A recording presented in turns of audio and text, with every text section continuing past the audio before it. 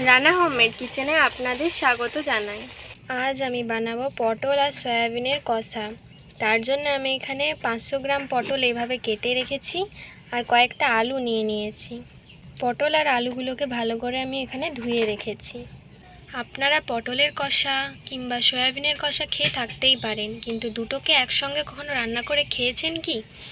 এই রেসিপিটা আপনারা অবশ্যই ট্রাই করবেন। এবার আমি একটি কড়া বসিয়ে দিয়েছি। এবার পরিমাণ মতো জল দিয়ে দেব, স্বাদ মতো নুন, আর আমি এখানে 10 টাকাওয়ালা সয়াবিনের প্যাকেট নিয়ে নিয়েছি, ওটা জলের মধ্যে দিয়ে দেব। আর আমি যে আলুগুলো কেটে রেখেছিলাম ওটাও এর মধ্যে দিয়ে দেব, যাতে হাফ সেদ্ধ হয়ে যায় আলুগুলো। দিয়ে ঢাকা দিয়ে দেব। এপাশে সেদ্ধ হতে হতে আমি এপাশে পটলটায় নুন হলুদ মাখিয়ে নেব। দিয়ে মাখিয়ে রেখে দেব।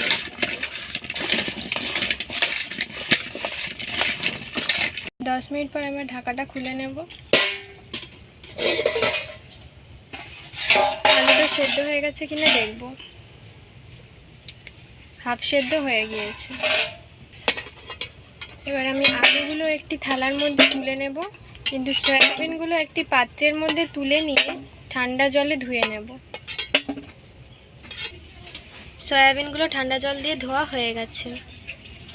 এবার আমি একটি কড়া বসিয়ে দিয়েছি, এবার পরিমাণ মতো সরষের তেল দিয়ে দিলাম। তেলটা গরম হয়ে গেছে। এবার আমি পটলগুলো ভেজে নেব।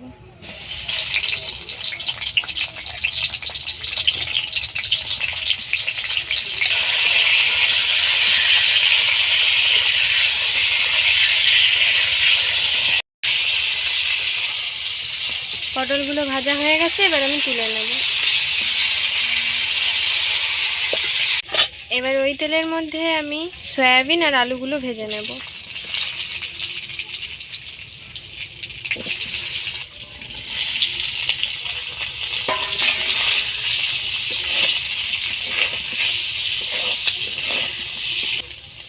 সয়াবিন আর আলুগুলো হালকা ভাজা হয়ে গেছে, এবার আমি তুলে নেব।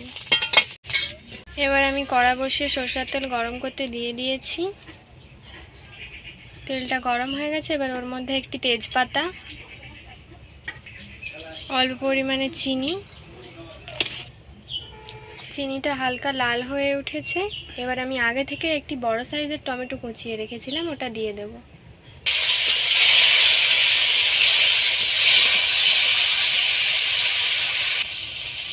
এবার স্বাদ অনুযায়ী আমি যে রান্নাটা করছি সেই অনুযায়ী আমি নুন দিয়ে দেব। টমেটোটাকে হালকা ভেজে নেব। টমেটোটা হালকা ভাজা হয়ে গেছে। এবার আমি আগে থেকে 4 চামচ মতো আদা বেটে রেখেছিলাম, ওটা দিয়ে দেব। যেহেতু আমি সম্পূর্ণ নিরামিষ করছি রান্নাটা, তার জন্য আমি এখানে পেঁয়াজ আর রসুন ব্যবহার করিনি। আপনারা যদি আমিষ খেতে চান তাহলে এগুলো ব্যবহার করতে পারেন।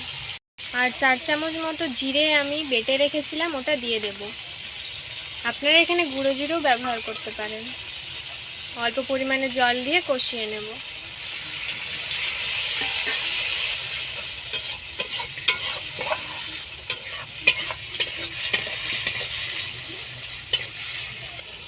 এবার ওর মধ্যে 1 চামচ হলুদ গুঁড়ো, 1 চামচ লঙ্কার গুঁড়ো, আমি এখানে 1 চামচ দিয়েছি, আপনারা যে যেমন ঝাল খাবেন তেমন ব্যবহার করবেন। 1 চামচ ধনে গুঁড়ো।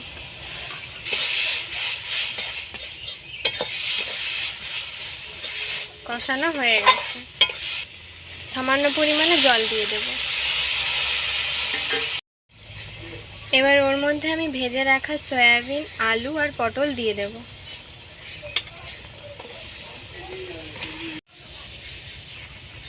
দিয়ে ভালো করে কষিয়ে নেব। যারা যারা আমার চ্যানেলটিকে সাবস্ক্রাইব করেছেন তাদেরকে অসংখ্য ধন্যবাদ, আর যারা সাবস্ক্রাইব করেননি তারা জলদি সাবস্ক্রাইব করে দিন, যাতে নতুন নতুন রান্নার ভিডিও আপনারা দেখতে পারেন। এবার ওর মধ্যে আমি কেশরি মেথি দিয়ে দেব।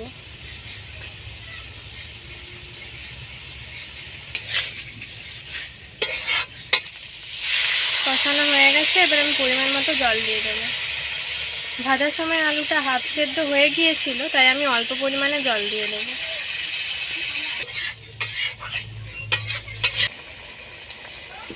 আমার এই পটল আর সয়াবিন কষা রেসিপিটা যদি আপনাদের ভালো লেগে থাকে তাহলে সাবস্ক্রাইব করুন আমাদের চ্যানেলটি, যাতে পরের ভিডিওর জন্য নোটিফিকেশান আপনারা পান।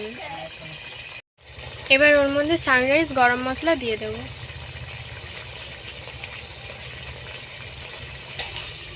হালকা নেড়ে নিয়ে আমি নামিয়ে দেব। আমার পটল আর সয়াবিনের কষা তৈরি। এবার আমি নামিয়ে নেব। আমি এখানে একটু ঝোল ঝোল নামাবো, কেন রেখে দেওয়ার পর সয়াবিনের মধ্যে ঝোলটা টেনে নেবে। নামানো হয়ে গেছে। এটি দেখতেও যেমন সুন্দর হয়েছে, গরম গরম ভাতের সাথে দারুণ লাগবে খেতে। তো ভালো থাকবেন, সুস্থ থাকবেন, টাটা।